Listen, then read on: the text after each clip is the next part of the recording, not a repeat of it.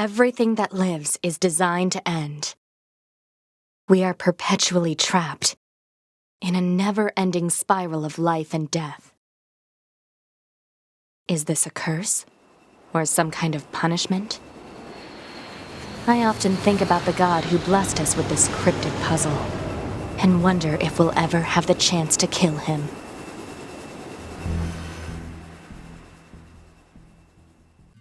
This is Nier Automata.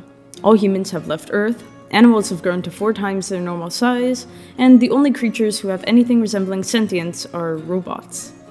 Oh yeah, and there's also a 6,933-year-long war going on, multiple subgroups who have tried to separate themselves from the accepted beliefs of their species, purposeful spreading of misinformation, and a village to provide safety to refugees. But before we get into all of that, let's talk about our main characters.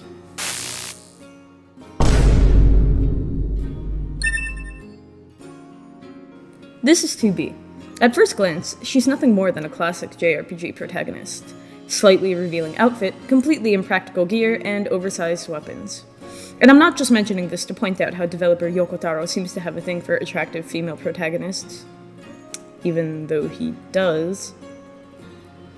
The design choice is very intentional. I mean, I don't think that anyone knowing nothing about the game would look at 2B and think to themselves, yeah, that dress just screams societal destruction. And that's a pretty good introduction to Yoko Taro's works. Hot woman with a side of philosophy and psychological warfare. Attractive people have a lot of influence over the world. Looking pretty and having decent social skills is usually what leads people to think more highly of you, or, in the very least, to have a better first impression. In games, the same is true. In a game like Carrion, being the villain is fun. You know, you're not the good guy, per se, but your investment in the game isn't because you're rooting for your man-eating flesh monster, it's because, well, it's entertaining to wreak havoc.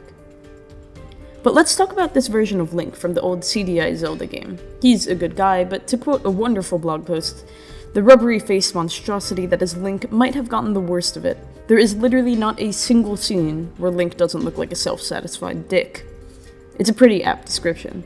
Even if you know he's a good person, if all you're thinking upon seeing him is self-satisfied dick, well, it's a little hard to get attached.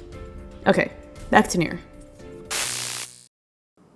These little robots aren't hurting anyone, and they're talking about spreading love, fun, cheer, you know, all those good things.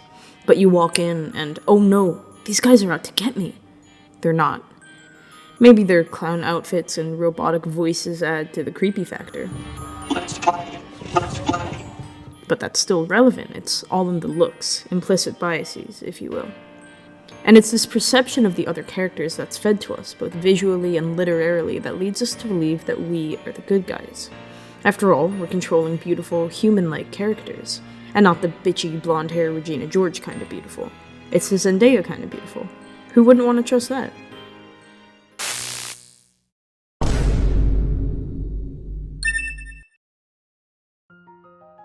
Okay, we've established that this game has hot women, but let's be real. Joe Biden is not a hot woman. Neither is Donald Trump or Kevin McCarthy. In fact, when I think of American government, hot women are probably the last things that come to mind. But despite that tragic fact, there is still a shocking number of similarities between Automata's politics and America's, even if the governing bodies aren't the same. Automata has a bit more murder associated with the social division, but, well, you know. Humans have a tendency to associate with people that look like them, and not always in a bad way. It just brings comfort, usually. Of course, this isn't a rule, and that's not to say people don't spend time with others of different races. Most places, especially in big cities, undoubtedly have a lot of multiculturalism, but it's not difficult to look at a specific friend group and realize that, unconsciously, a lot of them have ended up being, whether ethnically or historically, similar to yourself. Automata has human-looking androids and scrap metal-looking machines. At first glance, which do you feel more comfortable approaching? Yet, these mechanical enemies are far more than just enemies. He tried his best to be good and kind. But despite his efforts, things never seemed to turn out. They told him he was unwanted, They abandoned him in the deep, dark ocean. They have their own set of diverse cultures and beliefs, and they ultimately stopped fighting any kind of war against the androids thousands of years ago, with a few exceptions. Those who still are fighting to do so because of their own personal beliefs, trauma, desires, loyalty, self-defense, or because they have no other option. That is to say, literal mind control. I mean, they're robots. Yet, our good guys attack simply because they're being told to by a big mysterious voice in the sky, in hopes of bringing glory to mankind. Is that what it means to be a good soldier? So we just ostracize those who are different, even if all they want is peace.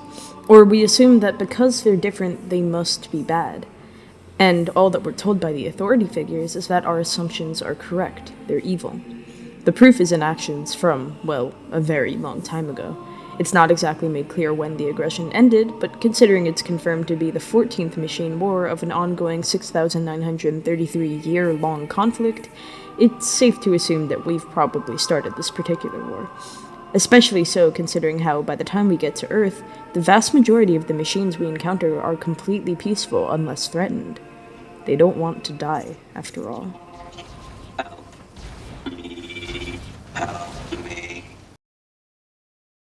As long as we can keep them out of our territory, as long as they stay where they came from, then it's fine. But at the end of the day, we have the jurisdiction to decide where they came from is. Is where they came from where they've decided to live as of now, or is it destroyed or on an alien ship drifting off in space far away from Earth? Either way, we're not looking to understand the other side. We're just trying to get them out of our good country. Planet. In conclusion, kick out the immigrants. And by kick out, I mean kill.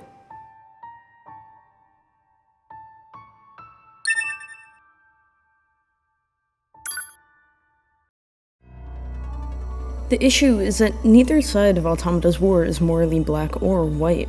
Both have flaws as well as redeeming points. Despite the fact that many machines desire to live a peaceful life free from conflict, there are others that are so concerned about their primary goals and interests that it becomes their sole reason to live. The mere thought of that reason being taken away is enough to drive them back into a, machine-like state. The religious cult in the game believes that one can ascend and become a god if they die. It's a bit messed up, especially considering how their story ends in a whole lot of murder. It's not so strangely reminiscent of Jonestown. Perhaps if all of the machines were dying of their own accord, it would be marginally less disturbing. While mass suicide is undoubtedly bad, in the very least the cult wouldn't be murderous. And yet it is. Their faith is the only acceptable one, anyway.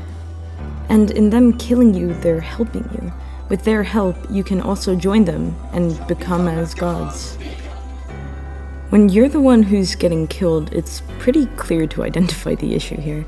In mild terms, they're enforcing their beliefs on you. If you retaliate, they'll try to kill you. If you don't, they'll succeed in killing you. So that's probably bad. But of course, the psyche of every machine and every android differs greatly, depending on who they are. Only then did I realize the truth. The core of humanity is conflict. They fight, steal, kill. This is humanity in its purest form.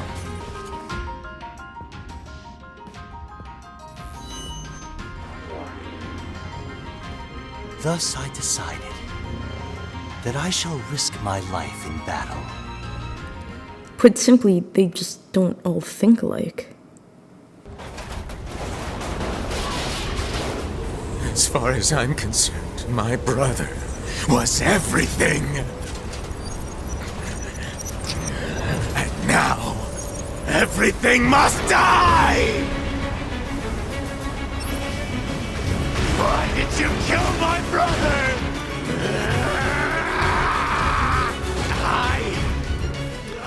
So Adam, the guy with the long hair, wants to die in battle to become as human as he can be.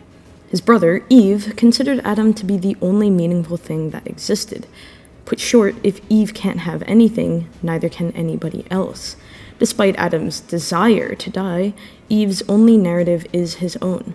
Through his grief, he refuses to consider any kind of alternative, even knowing of his brother's obsession with humanity. But the thing is, the machines aren't the only ones with these deluded ideas of meaning.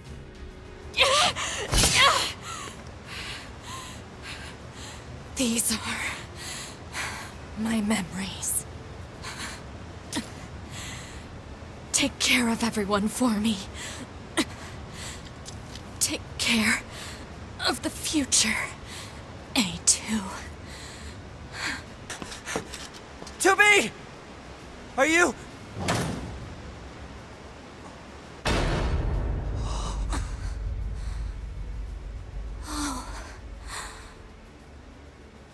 Nights. Now, Nina certainly isn't in the wrong for thinking that A2, the girl with the long hair, murdered 2B. I mean, it certainly looks that way without context. But even after he figures out the truth, that the kill had been an act of mercy and that 2B had accepted it fully, he deludes himself into blaming A2. Because if he doesn't blame someone, he will have lost, in his mind anyway, everything that 2B had meant to him. Are the androids any different than the machines? Both android and machine had an eerily similar reaction to their loved ones dying. And while grief is to be expected, the immediate desire to kill without considering the person's situation is, well, on one hand, it's very human to be driven by emotions. On the other hand, it's uncomfortably human. While the emotions may be justified, the response isn't. And there's also that whole idea of how one's perception is reality, or their reality, at least, which is all that truly matters when that reality determines their actions, which, of course, affect others. And if someone disagrees, and if that disagreement doesn't make sense in the other's reality, then it should be completely rejected, annihilated. Any dissent is dangerous. My way is the only way.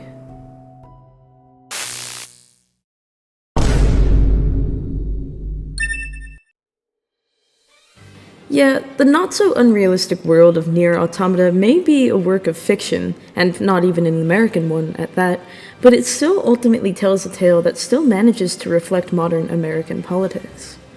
While these similarities may not be entirely unique to America, especially considering the whole world is experiencing political polarization, I am from America, and thus I will be talking about America. People like those who look or believe the same things that they believe, and even if they're not killing the other side, there's usually clear animosity, at least until some level of understanding is reached. And in order for that to happen, people have to be willing to listen. It's become pretty clear that preconceived notions of the other side, the them, so to speak, lead to a whole lot of nowhere most of the time. I mean, once you know someone's views, hate on them all you want, but give them an honest chance first. Just because it's easy to strawman an argument down to a few words doesn't mean you should. Nice shack. Stay away from them! Leave this place! Leave now! Okay, now wait, what? Leave now!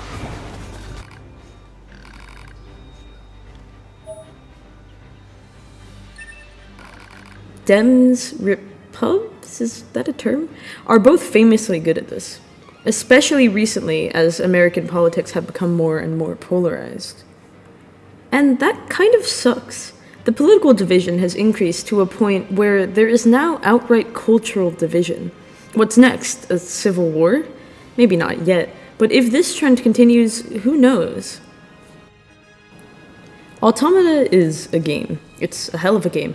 It's probably my favorite game. While it may not have 1,000 hours of playtime, and while I may not be hallucinating it as I walk down the streets of New York City, it certainly had the most profound impact on me.